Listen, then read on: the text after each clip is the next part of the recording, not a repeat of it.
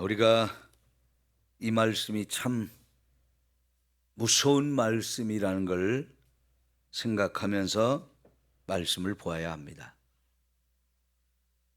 이거는 예수님이 예루살렘 성이 당할 여러 가지 정말 큰 환난과 아픔에 대해서 예언해 주시는 말씀입니다.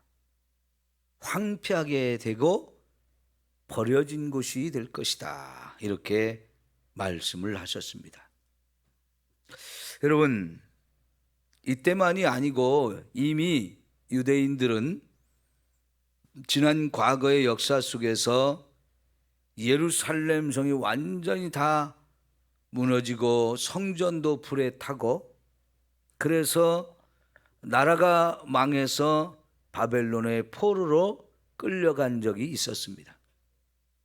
그때도 하나님은요, 미리 여러 선지자들을 통해서 이스라엘 백성들의 죄에 대해서 책망하면서 이 죄를 돌이키지 아니하면 너희의 죄가 지금 너무 커서 하나님이 먼 데 있는 적들을 불러와서 이들을 멸망시킬 것을 예언을 했습니다. 그래서 여러분, 이사야 31장 5절에 보면 여기 예수님께서 34절에 암탉이 제 새끼를 날개 아래 모음같이 내가 너희를 자녀를 모으려 한 일이 몇 번이더냐, 요 말씀과 거의 비슷한 얘기를 이사야 31장 5절에서도 말씀하고 있어요. 여기는 암탉이라고 되어 있는데 그 이사야 31장에서는 새라고 표현이 됐거든요. 거의 같은 그런 단어라고 볼 수 있는데요. 이사야 선지자가 그런 예언을 한 것은 멸망을 당하기 훨씬 이전에 하나님께서 벌써 이 유대인들이 심각한 죄를 지었기 때문에 경고의 메시지를 준 거였거든요. 이런 선지자들이 계속해서 너희가 망할 수 있다, 구체적으로 바벨론이란 나라를 이름을 거론하면서 그들에 의해서 너희들이 죽임을 당하고 멸망을 당할 것을 얘기합니다. 그런데 그 당시에 바벨론이라는 나라를 말하지만은 바벨론이라는 나라는 생기지도 않았던 때예요. 그럼에도 불구하고 하나님은 그런 나라가 세워지고 그런 나라에 의해서 멸망을 당하고 성전이 다 불에 타고 없어질 것을 말씀을 하기도 합니다. 여러분, 이 이사야보다 훨씬 뒤에 활동했던 예레미야라고 하는 선지자, 이 선지자는 나라가 망하기 바로 직전에 하나님이 세워준 선지자였고요. 그래서 지금 예레미야 선지자는 얼마 안 있으면 이 멸망이 이 성에 임할 것을 지금 너무나 생생하게 하나님 보여주고 가르쳐 주어서 막 절박한 심정으로 다니면서 예언을 했어요. 그럼에도 불구하고 이 선지자들의 말을 듣지 않고 깨닫지 못하는 이 백성들, 너무 안타까워서 예레미야는 늘 울면서 다녔습니다. 울면서. 그래서 예레미야 선지자의 별명이 눈물의 선지자라고 말하지 않습니까? 여러분, 그런데 예레미야 애가서가 있는데 그 예레미야 애가서는 예루살렘이 다 불에 타 없어지고 나라가 망한 것을 본 예레미야가 그 멸망당한 이 예루살렘 성 유대인들을 보면서 눈물로 지은 시가 예레미야 애가거든요. 말 그대로 슬픔의 노래, 눈물의 노래입니다. 왜요? 그 성이 망하는 것을 너무나 생생하게 보았어요. 예레미야 자신이 그 망하는 것을 보면서 자신도 포로로 사로잡혀 가지고 끌려가는 이런 일들을 다 경험을 했습니다. 근데 포로로 끌려가던 중에 석방이 되었어요. 그래서 다시 예루살렘으로 돌아오고 거기 남겨진 사람들한테 와서 어떻게 그 남겨진 사람들이 어떻게 해야 되는지를 또 말씀을 선포하게 하셨는데, 그렇게 남아있는 백성들조차도 또 말을 안 들어요. 하나님께 돌아가면 하나님만 의지하면 되는데 여전히 하나님 의지하지 않고 하나님 말씀 듣지 않으니까 이 에레미야의 마음이 얼마나 아프겠습니까? 그 결국은 이 남아있는 백성들이 하나님 말씀 안 듣고 예레미야를 통해서 선포된 그 살 길을 다 거부하고 애굽으로 가서 애굽을 의지하고 살자, 그렇게 하면서 예레미야를 또 사로잡아 가지고 애굽으로 끌고 갑니다. 거기서 또 예언의 말씀을 전합니다. 근데 이 예레미야가 그 망하기 직전부터 망하기 전에 사람들을 어떻게든지 살리고 싶고 어떻게든지 이 나라가 망하지 않게 하고 싶은 그 마음으로 막 눈물로 선포했던 그 심정, 그 심정이 지금 예수님의 마음하고 똑같은 것 아니겠어요? 예루살렘아 예루살렘아 하면서 막 그 망하기 직전에 그 상황들을 보면서 너무 안타까워서 막 이렇게 절규하듯이 부르짖고 탄식하는 이 예수님의 마음인데요, 결국은 그렇게 예수님이 품으려고 노력하고 또 노력해도 그들은 예수님 품으로 돌아오지 않았어요. 그 결과 이제 35절에 있는 것처럼 황폐하게 될 것이고 버려질 것이다 라고 예언의 말씀을 주셨는데요, 여러분 실제로 이 일이 일어났죠. 예수님은 AD 30년경 돌아가셨고요. 그리고 나서 40년 후인 AD 70년에 로마에 의해서 완전히 지금 예수님 말씀하신 그대로 너무나 끔찍하게 너무나 황폐하게 되어버리는 이런 사건이 벌어졌습니다. 그 당시 로마의 힘은 너무나 막강했거든요. 그런데 이제 AD 66년에 유대인들이 독립전쟁을 일으켰어요. 독립전쟁. 로마를 물리치고 우리가 독립하자 해가지고 독립전쟁이 일어났는데 이게 얼마나 무모한 전쟁이었을까요? 아까 말씀드린 대로 로마라고 하는 나라는 너무나 막강했습니다. 그냥 계란으로 바위치기 같은 그런 독립전쟁을 일으킨 거예요. 그러니까 세상 정세를 전혀 볼 줄 모르는 사람들이었죠. 여러분 예수님의 제자 가운데에도 이 가룟 유다 같은 사람이 열심당원이었거든요. 그 열심당원이 그때도 있었습니다마는 예수님이 돌아가시고 나서 이 열심당원들이 점점 많아지고 그 힘이 막강해지면서 그들이 중심이 되어서 로마의 독립을 이루기 위해서 전쟁을 일으켰거든요.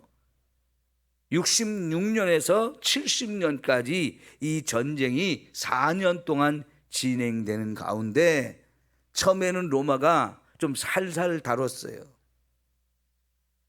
그런데 결국은 중무장한 이런 로마의 병사들을 보내서 티토스라고 하는 사람에 의해서 그분이 이제 그 사람이 완전히 사령관이 돼가지고 여기를 전쟁을 치르면서 예루살렘을 너무나 끔찍하게 짓밟을 수밖에 없었습니다. 그런데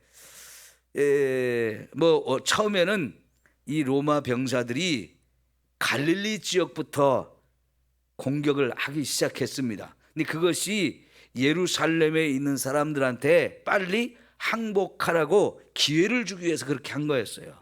그런데 이 독립전쟁을 일으켰던 사람들은요, 그런 로마가 베풀어주는 이 좋은 기회 이런 것들도 다 묵살해버리고 자기들이 이길 수 있다고 생각하면서 끝까지 저항을 하는데, 여러분 나중에 이제 이 갈릴리 지역을 다 점령한 로마 군인들이 예루살렘으로 와서 예루살렘을 완전히 포위를 해버렸는데, 사실 예루살렘 성이 높은 산 위에 세워진 그런 산성이기 때문에 굉장히 난공불락의 요새라고 할 만큼 그 당시 전쟁에서는 이 무너뜨리기도 점령하기도 정말 어려운 곳이었습니다. 근데 그 성의 든든함 이거를 의지하고 끝까지 저항을 하려고 했는데, 사실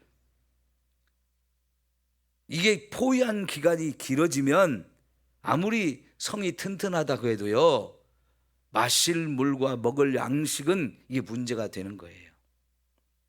여러분 마태복음 24장이나 누가복음 21장에 보면 이제 이 예루살렘이 멸망당할 것을 말씀하시면서 돌 위에 돌 하나도 남지 않고 다 황폐하게 될 것을 말씀을 하시잖아요. 그러면서 그런 날이 오면 예수님 뭐라고 했느냐면 산으로 도망가라 그랬어요. 산으로 도망가라.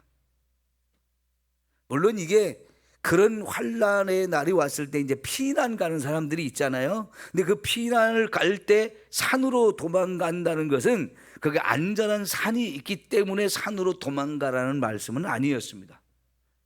예루살렘 자체가 산성이기 때문에 거기 가도 뭐 이렇게 안전할 수 있는데, 사실은 예루살렘이 그렇게 엄청난 멸망의 날이 오니까 예루살렘에 있지 말고 다른 데로 가라는 얘기거든요. 그런데 유대인의 입장에서 산하면 이거는 하나님이 임재하시는 곳을 말하는 거예요. 신의 산, 또 여러 산들이 이제 성경에 나오는데, 그런 산들이 거의 대부분 하나님이 임재하는 곳이거든요. 그러니까 그 산으로 도망가라는 얘기는 어디 특별한 피난처가 되는 그런 산으로 도망가라는 얘기가 아니고 상징적인 의미로서 그게 하나님이 임재하시는 그런 곳으로 가라 이런 뜻인데요. 자, 이때 당시 이제 멸망하기 직전에 예루살렘에 이제 막 포위가 오니까 많은 사람들이 예루살렘 성 안으로 도망갔어요. 그래야 살 것이라고. 그리고 또 그때 즈음에 유월절이라는 절기가 있어가지고 그 전쟁 중에도 유대인들이 유월절을 지키겠다고 예루살렘에 엄청나게 몰려왔거든요. 그리고 그 사람들이 성 안으로 들어가면 우리가 안전할 것이다 라는 생각을 가지고 이 좁은 성 안으로 한 250만 명 정도가 그 안에 들어가서 그 당시 기거를 했는데, 결국은 포위를 하니까 여러분 숫자가 더 많으면 많을수록 양식은 쉽게 떨어지죠. 그래서 포위하고 있는 가운데 안에서 자기들 간에 자중질환이 일어나가지고 오히려 이미 멸망도 당하기 전에 그 안에서 수많은 사람이 스스로 죽임을 당하고 그 안에서 서로 엄청난 분란이 일어나고 굶어 죽고 이런 상황들이 되고 전염병이 창궐하고 그래가지고 로마에 의해서 죽임을 당하기 전에 이미 그 안에서 엄청난 아비규환이 일어났어요. 결국 그래서 나중에 항복을 하고 그래서 완전히 이제 로마 병사들에 의해서 초토화가 되는데 250만 명 중에 110만 명이 죽음을 당했다고 그래요. 예루살렘 성 안에 있던 사람들 중에서 110만 명이 죽었다고 그러면 이거는요 너무나 끔찍한 살육입니다. 그만큼 로마 사람들을 화가 나게 했고 화가 난 그 사람들이 그냥 두지 않고요 막 잔인하게 다 죽여버린 거예요. 여러분 항복을 하면 살려주거든요 많은 경우. 그러니까 이 사람들이 항복하기 전에 몰래 빠져나와서 항복한 사람들은 다 살려줬습니다. 그런데 너무나 끝까지 막 잔인하게 저항을 하고 이러다 보니까 로마 병사들이 화가 너무 많이 나가지고요, 항복했는데도 불구하고 그냥 막 싹쓸이 할 정도로 이렇게 짓밟다 보니까 250만 명 중에 110만 명이 죽음을 당했다고 하면 이게 너무나 많은 사람이 죽음을 당한 거거든요. 여러분, 왜 이런 일이 당한 겁니까? 하나님이 구원자 예수님을 보내주셔서, 예수님이 하나님의 아들이고 우리를 구원하러 보내신 하나님이 메시아라고 하는 사실들을 그렇게 보여주고 가르쳐주고 생생하게 수많은 기적들을 통해서 확인을 시켜주었어도 끝까지 부인하고 인정하지 않고 결국은 예수님을 십자가에 못 박아 죽였잖아요. 암탉이 새끼를 살리려고 날개를 펴서 그렇게 모아도, 아무리 불러 모아도 돌아오지 않으니까 결국은 이렇게 끔찍하고 무서운 죽음과 멸망을 당했습니다. 여러분, 수많은 나라 사람들이 지금도 예루살렘의 성지 순례를 옵니다. 그런데 아마 한결같이 느낄 거예요. 슬픔의 도시다, 비극적인 도시다, 이거를 다 느낄 수밖에 없습니다. 지금도 그걸 느낄 수밖에 없어요. 그 당시 그렇게 잔인하게 짓밟혀서 예루살렘에 있던 사람들뿐만 아니라 유대 땅 전역에서 전쟁이 일어났기 때문에 약 1100만 명 정도 사람들이, 유대인들이 죽음을 당했다고 그래요. 그 4년 동안의 전쟁을 통해서. 그리고 수많은 유대인들이 포로로 사로잡혀가지고 다른 데로 끌려가고 다른 데로 다 흩어버리는 이런 사건이 벌어지므로 유대 땅에 남아있는 유대인이 얼마 되지 않았어요. 그러면 거기도 다 사람이 살 수 있는 곳이고 살았던 곳인데 유대인이 그렇게 짓밟힘을 당하고 죽임을 당하고 끌려가고 그랬다고 해서 이제 거기에 빈 터로 남아있겠습니까? 이제는 이방인들이 들어와서 살게 되는 거지요. 결국은 그 지역이 팔레스타인이라고 하는 사람들, 블레셋 사람들이 주인 노릇을 하게 되어지는데, 시간이 지나면서 이슬람 세력들이 만들어지고 그들이 강성해지니까 이슬람 세력들이 거기를 또 다 점령을 해서 오랫동안 그곳을 짓밟고 이제 하나님의 성전터에다가 이슬람의 성전을 짓게 되죠.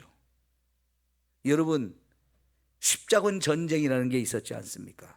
그 십자군 전쟁이 왜 있었느냐?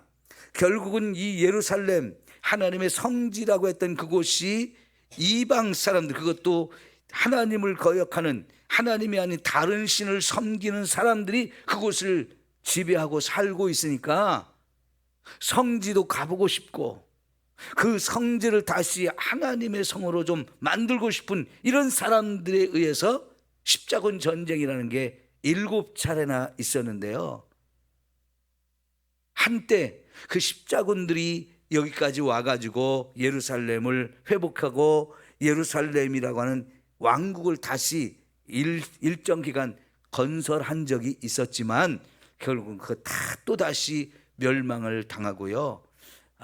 여러분, 이슬람 교도들이 그것을 오랫동안 지배를 하고 살았지 않습니까? 1945년, 1948년까지 이렇게 시간이 되면서 이 이스라엘이라는 나라가 다시 독립을 하기 전까지 1000몇백 년 동안을 이 이슬람 세력이 지배를 했었어요. 그러니 여러분, 이 예루살렘이 얼마나 짓밟히고 황폐하게 되고 버려진 바 되었습니까? 그리고 1945년 이스라엘이라는 나라가 독립을 한 후에도 여기는 끊임없이 전쟁이 계속됐어요.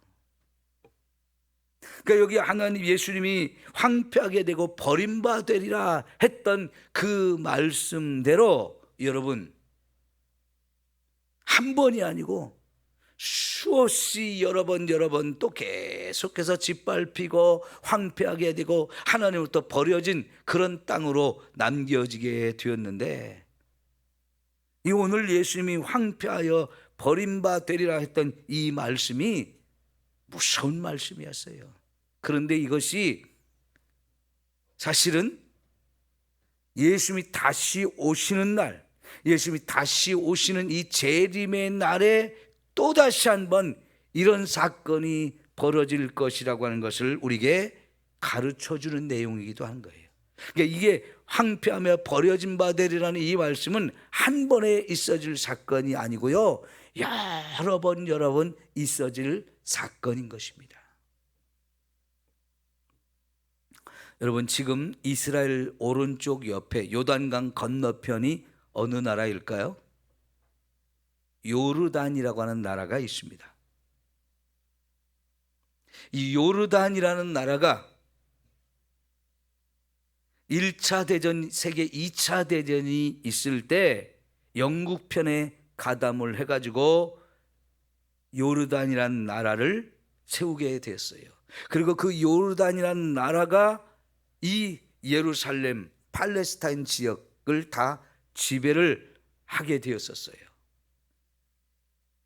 그러던 가운데 영국이 전 세계에 흩어져 있는 유대인들을 돌아와서 나라를 세우도록 허락해 줘가지고 유대인들이 그 땅에 들어오니까 이미 살고 있는 사람들이 있는데 그 땅을 빼앗으려니까 전쟁이 또 일어나야 되잖아요.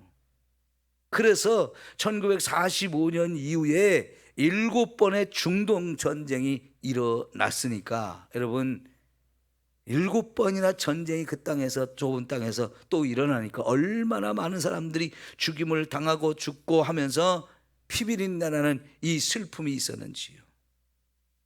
그 7번의 중동 전쟁 중에 6일 전쟁이라고 있는데요, 단 6일 동안 전쟁을 했지만 그 6일 동안의 전쟁에서 이스라엘이 엄청난 승리를 해가지고 많은 땅을 다시 되찾거든요. 그 6일 전쟁 전에는 요르단이라는 나라가 예루살렘을 다 점령하고 있었는데요, 그 6일 동안 전쟁을 통해서 예루살렘을 완전히 다 이스라엘이 빼앗아 버립니다. 그때 전쟁을 하면서 총을 쏘면서 했던 흔적들이 예루살렘 성벽 문이 있는데 그게 그대로 지금도 총자국들이 많이 남아있더라고요. 그러니 여러분, 이 땅이 얼마나 많은 전쟁을 치르고 지금도 여전히 전쟁이 계속되고 있죠. 참 너무나 슬픈 땅이에요. 예루살렘이란 이 성에도, 그 도시에도 가보면 지금도 북동쪽은 아랍 사람들이 살고 있고 북서쪽은 아르메니아 사람들이 살고 있고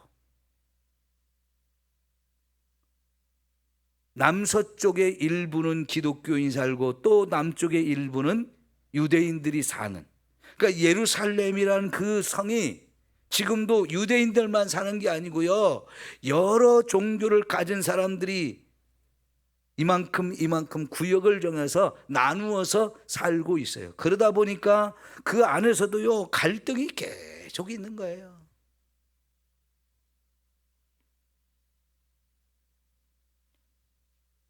하나님의 성전이 있어야 할 자리에 이슬람 모스크가 딱 자리를 잡고 있어가지고요, 그 이슬람 모스크를 무너뜨려버리고 거기다 하나님의 성전을 다시 지으려고 하는 이 유대인들의 이 야망이 지금도 꿈틀거리기 때문에 언제든지 여기서 전쟁이 일어날 가능성이 너무나 많거든요. 저 뒤에 벽의 그림이 통곡의 벽이잖아요. 지금도 통곡의 벽이 지금도 남아있어서 저기 그림 사진처럼 통곡의 벽에 많은 유대인들이 와서 저기서 통곡하면서 기도를 합니다. 왜 그렇게 통곡을 합니까? 무너진 하나님의 성전, 그걸 다시 세우고 싶어서 성전 그 남은 한쪽 벽 기퉁이에 가서 통곡하면서 기도를 하고 있는 거죠. 그래서 수많은 사람들이 지금의 예루살렘을 슬픔의 도시라고 얘기해요. 너무나 큰 비극의 도시. 예수님을 거역하고 예수님을 인정하지 않고 살려주려고 그들을 구원하려고 하는 이 하나님의 사랑의 품으로 돌아오지 않았던 사람들, 지금까지도 그렇게 고통 속에 슬픔 속에 살아가고 있는 거거든요. 여러분, 그러나 이 말씀은 아직도 다 끝나지 않았다고 아까 말씀드렸죠. 주님이 다시 재림하셔서 우리를 구원하시려고 하는 그날에 또다시 한번 이와 같은 비극이 있어질 것인데요. 여러분, 우리는 그런 비극의 주인공이 되지 않아야 돼요. 그러려면 더욱 철저하게 예수님을 믿는 사람들이 되어야 합니다. 이미 예수님을 믿어서 구원받은 하나님의 백성이 되기는 했지만 우리의 구원은 아직 완성된 게 아니거든요. 그렇기 때문에 우리 생명이 다하는 날까지 우리는 신앙생활을 더 열심히 해야 돼요. 우리가 아직 죽기 전에 주님의 재림이 있을지 없을지 그거는 모릅니다. 그러나 어쨌든 간에 우리가 살아있을 동안에 재림을 하시든 아니면 주님이 재림하시기 전에 우리가 먼저 죽든 종말은 우리에게 다 옵니다.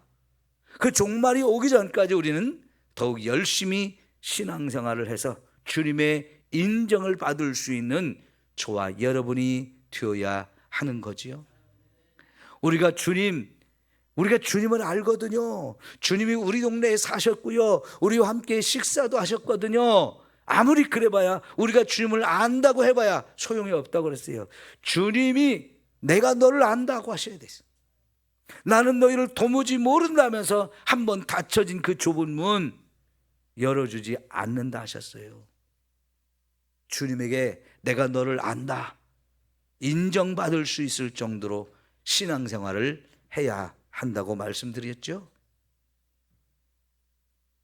그래서 주님이 다시 재림하시는 날 우리는 기쁨으로 주님을 맞이할 수 있는 사람이 되어야 되지, 그때 통곡하며 진작 믿을 걸 하면서 후회하고 땅을 치면서 함께 멸망을 당하는 이런 사람이 되어서는 절대로 안 되는 거죠. 나아가서 구원의 확신이 있는 저와 여러분이라면 아직도 이 구원을 알지 못하고 예수님이 메시아인 걸 알지 못하고 죽음의 길, 멸망의 길로 가는 사람들 한 영혼이라도 구원하기 위해서 우리는 더 열심히 복음을 전해야 돼요. 그게 우리의 사명이잖아요. 기도하겠습니다.